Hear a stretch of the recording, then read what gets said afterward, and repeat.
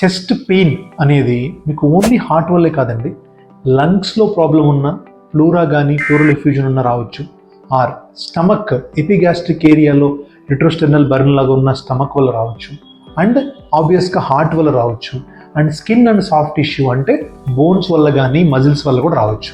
So ఇలాగ 4-5 causes ఉంటాయి chest pain రావడానికి.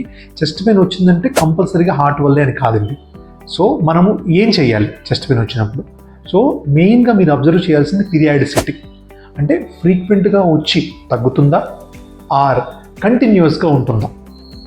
జనరల్గా హార్ట్ రిలేటెడ్ పెయిన్స్ అన్నీ కంటిన్యూస్గా నాన్ స్టాప్గా ఉండవు. ఇది ఒక సింపుల్ క్లూ ఒకటి. సెకండ్ క్లూ వచ్చేసి స్టమక్ రిలేటెడ్ కానీ గ్యాస్ రిలేటెడ్ జనరల్గా రిట్రోస్టెర్నల్ బర్న్ అంటాం, అంటే ఎపిగ్యాస్ట్రిక్ నుంచి పైకి తంతుంది, ఆ హార్ట్ బర్న్ ఉంటుంది.